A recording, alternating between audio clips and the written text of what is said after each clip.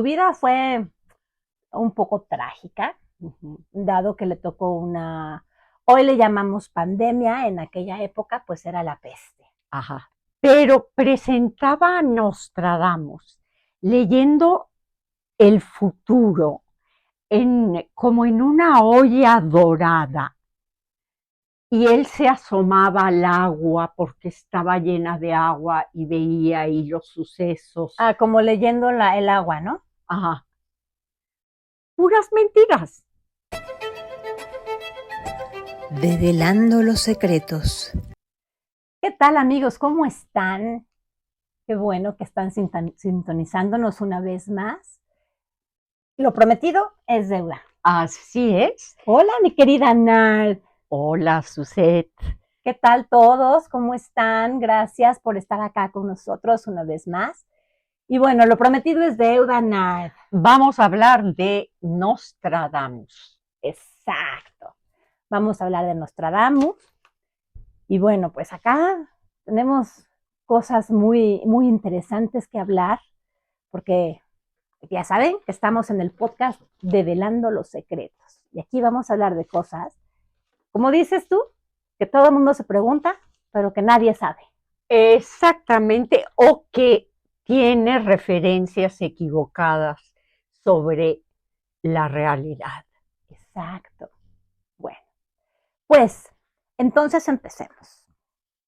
Michelle De Notre-Dame. de Notre Dame, o sea, Nostradamus, que nació en 1503 y falleció en 1566. Joven, ¿eh?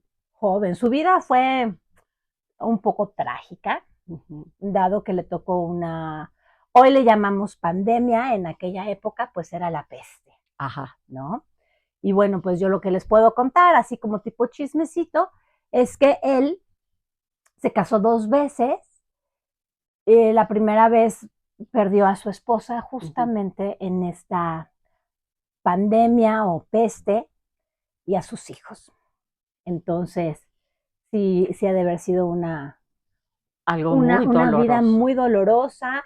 Él nació judío, pero convertido al catolicismo y estudió Pero medicina. fue perseguido por la Inquisición.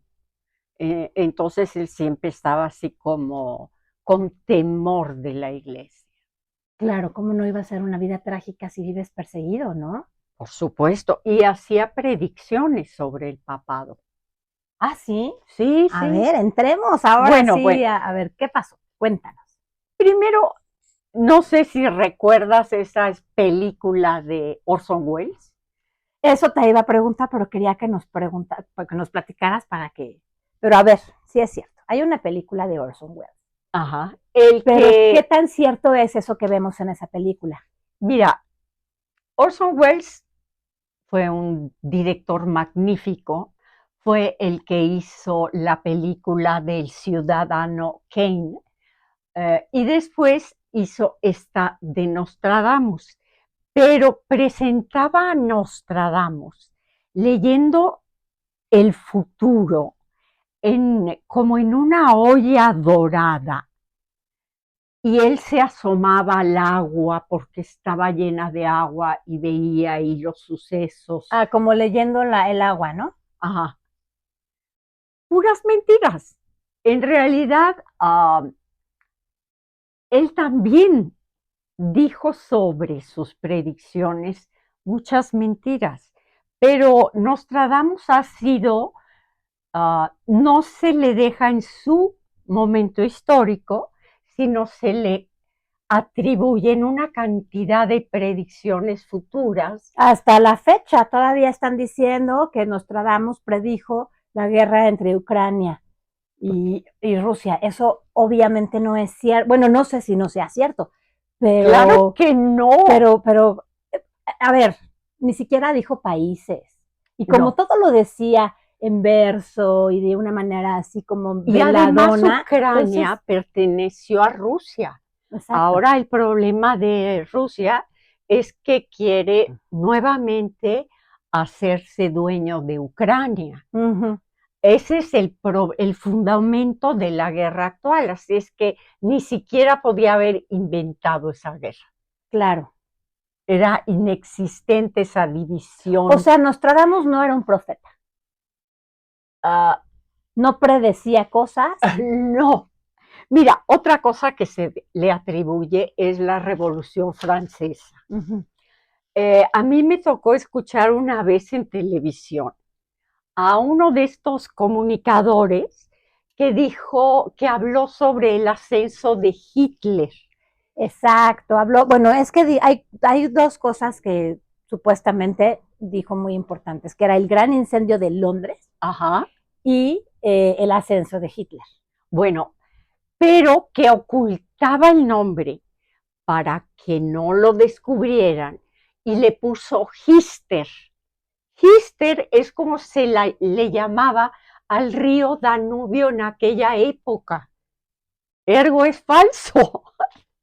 Y Goebbels, el ministro de propaganda de Hitler, utilizó ese argumento para justificar el ascenso de Hitler como el hombre que iba a dominar el planeta. Uh-huh. Pero todo esto es mentira. ¿Quién fue realmente Nostradamus? Él perteneció a una familia bastante acomodada, uh-huh, que tenía el pensamiento renacentista de que la educación es lo más importante. Por ello estudió latín, estudió medicina, al mismo tiempo que el gran poeta Rabelais. Él fue el que estuvo en la plaga de Montpellier. ¿Qué hizo como médico? Cosas elementales pero muy importantes. Por ejemplo, no utilizar el agua y volver a echar el agua en las fuentes, que no se contaminaran el agua. Okay. Entonces hizo ese tipo de medidas sanitarias, uh-huh, que sirvió muchísimo en un periodo de plaga. ¿Recuerdas cómo iban los médicos en las plagas? Sí, claro, estaban todos vestidos de negro y traían un pico aquí como los cubrebocas de antes. ¿No? Así como pájaro. Sí, como un cono aquí, como pájaros. ¿Por qué era así? Porque y acababa como en curva, ¿no? Sí, como el pico de un águila, ¿no? Ajá. Ajá. Esto era para poner hierbas aromáticas y no oler toda la muerte que había. Sí, y alrededor. creían que eso era como un antiséptico, aunque no existía la palabra en aquella época. O sea, no se ponían gel antibacterial. No, por supuesto que nada de eso. Era un buen poeta. Eso sí, como poeta era excelente. Esta cultura refinada le permitió conocer las oscuras predicciones órficas, que son de la época de los griegos. Y entonces, bueno, pues sí, era una persona educada. En la primera serie de las profecías, que son Les Prophéties, eso despertó un gran interés en Catalina de Médicis, en la corte francesa, y fue llamado como médico y como astrólogo. Pero él había considerado que Enrique II iba a tener una vida larga y extraordinaria, y ocurrió algo muy diferente. Murió en una justa. ¿Sabes lo que es una justa? No. Esto es, en esa época es padrísimo, porque generalmente eran dos caballeros que guerreaban o luchaban a caballo por una dama. Ok, sí. Y entonces traían los colores de la dama. Okay. En la armadura. Ajá. Obviamente iban con la armadura se ponía uno enfrente Duelo de a al otro. muerte. Era un duelo, claro, Ok. a muerte. Y les daban diferentes armas. Una era una bola de metal con picos Ujú. y trataban de pegarle al contrincante, y la siguiente, bueno, había diferentes tipos de armas. Había una en particular que era una gran lanza con una punta sumamente afilada, y se le trataban de, iban de lejos y se iban acercando ambos en caballo, y entonces trataban de pegar con esa, o de herir o matar al contrincante con esa lanza. Y efectivamente, Enrique II le entró la lanza por el ojo y lo mató. Así es que, por supuesto que no tuvo ningún ascenso. En realidad, bueno, tuvo otro tipo de ascenso. Un ascenso al cielo. Eso sí. O por lo menos al otro lado. Claro, claro. Entonces no se equivocó. Bueno. Nada más que no lo supieron interpretar. En realidad, Nostradamus exclusivamente se refirió a sucesos de su época. Okay. Por ejemplo, el emperador germánico Carlos V, el rey francés Francisco I y sus sucesores, la República de Venecia, el papado, porque había intereses. Entonces trataba de quedar bien. Claro. Entonces él alerta sobre el águila, que es el emperador Carlos V. ¿Por qué les pone nombres, referencias, o el gallo al rey de Francia y el león al de Venecia? Porque eran los escudos de armas. Ok. Sí. Y para no decir los nombres, sino comprometerse. Exactamente. O sea, porque si no le salía, no, yo no dije que él. Sí, ¿no? sí, claro. El inteligente sí Aunque era. Enrique II, que esperaba que él tuviera así la gloria eterna, le dio un anagrama que fue Chirin d'Henri. Entonces, que sería el monarca universal, y pues ya conté que cae muerto, ¿no? Se presentaba como un profeta de especial inspiración. Como yo te comentaba, era la misma época en que Marsilio Ficino había publicado el Corpus Hermeticum, que significa el Kybalión, del cual hablamos creo que la vez pasada, ¿verdad? Exactamente. Y bueno, eso es lo que podemos hablar de Nostradamus. No hay que creer nada con sus referencias al presente. Él se sitúa en la época en la que él vivió, y habla sobre los reinos y los gobiernos que a él le tocó presenciar. Cualquier predicción futura es una absoluta mentira. Oye, entonces podemos decir que él predicciones, en realidad él lo que hacía, como era astrólogo, era como sacar los tránsitos de ese momento. Por eso podía predecir.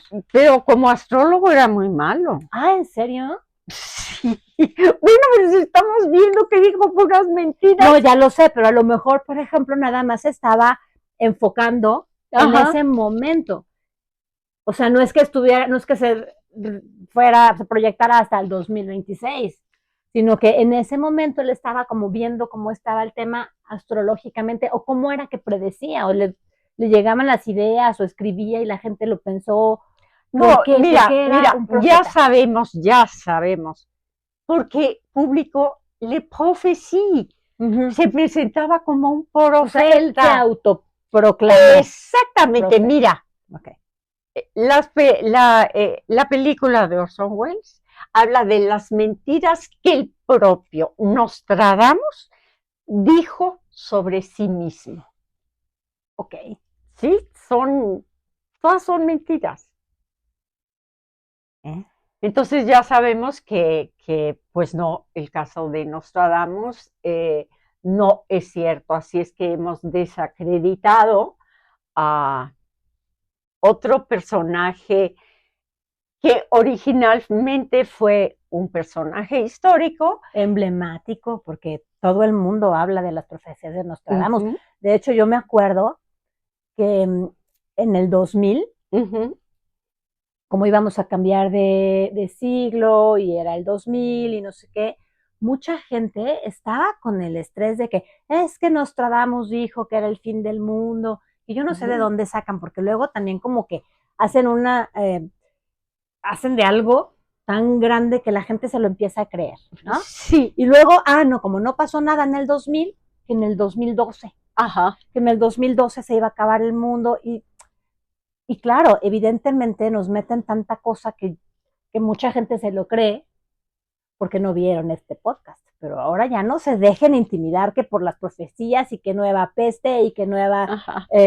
digo, las cosas para mí, mi manera de pensar, lo que te estaba platicando, es que como que todo es cíclico, ¿no? Uh-huh. Entonces, por ejemplo, bueno, las pandemias han... Uh-huh. como que casualmente cada 100 años vuelve una nueva enfermedad. Ve a Sor Juana, la epidemia que hubo, Sí, y después que se dio dentro del convento. Bueno, ahí yo tengo una teoría. Ella, al verse tan triste porque no la dejaban estudiar, le quitaron su biblioteca, entonces ella se fue de voluntaria uh-huh. a cuidar a las hermanas enfermas, esperando para morirse. Contagiarse, sí. y acabar con su vida. Yo estoy de acuerdo contigo. Bueno, yo ahí les cuento un pequeño dato. Yo interpreté a Sor Juana un rato y la estudié muchísimo, y como que traté de meterme un poco en su psique. Es demasiado soberbio lo que estoy diciendo. No es que yo tenga la realidad absoluta, pero al empezar a leer todo lo que ella escribía, esa escorpión tan pasional, tan ávida de conocimiento, pero tan inteligente, desafortunadamente para ella nació mujer, en un momento en donde las mujeres pues no servían para nada, ¿no? Claro. Y ella no tenía dote para poderse casar, entonces siempre estuvo como muy humillada y con esa inteligencia. Entonces, bueno, finalmente ella decide pues irse a cuidar a sus hermanas, para terminar, que también fue muy joven cuando ella falleció, 40 y poquitos, 42. Claro, y si no tuvo dote, es porque ella era hija natural, así se les llamaba en esa época, cuando no procedía. Bastardas, hija natural, sí.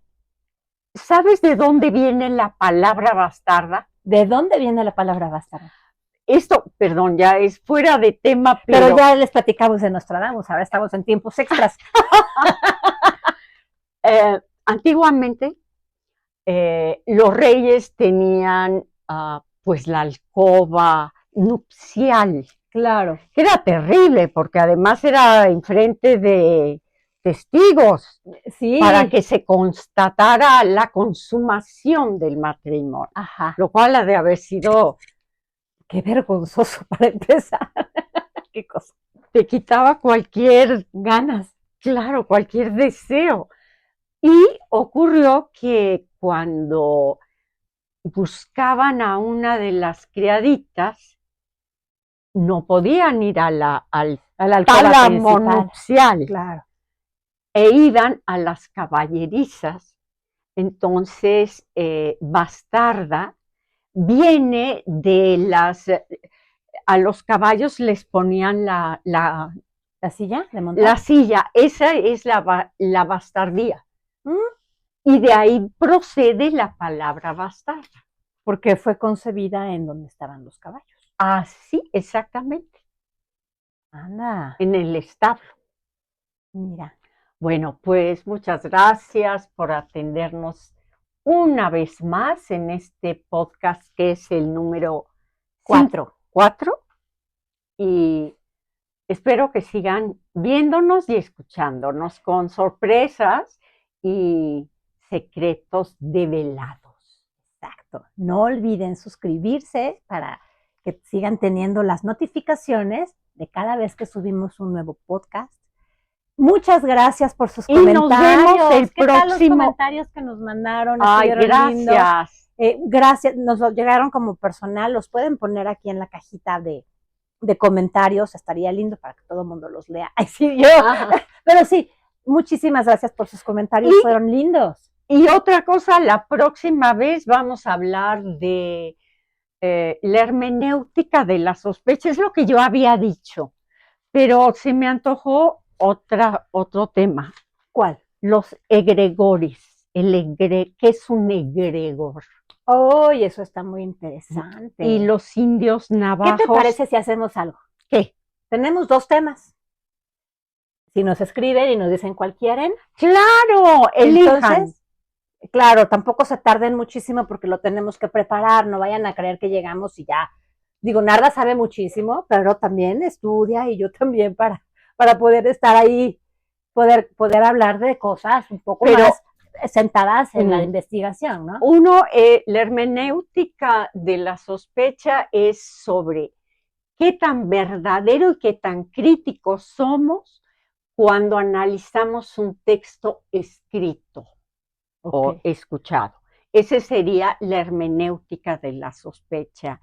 Y los egregores se supone que son entes creados y se crearon en Estados Unidos cuando los norteamericanos llevaron a los indígenas, a los navajos, a las reservaciones y en un lugar tan reducido que su vida generó un ser, que luego fueron los skinwalkers. Bueno, ahí le dejamos. Bueno, ustedes nos dicen cuál quieren saber, porque se les vas a adelantar demasiado. Claro, ya. Silencio, guardo silencio. Bueno, nosotros seguimos. Ustedes, por favor, escríbanos a ver qué tema quieren hablar. Y, por favor, si les gusta este podcast, compártanlo para que podamos crecer esta comunidad. Y bueno, pues la verdad es que aspiramos a tener pues mucha gente que nos siga y que quiera aprender de todas las cosas que Narda sabe, que a lo mejor yo también podría compartirles. Y bueno, nos vemos el próximo jueves. Hasta la próxima.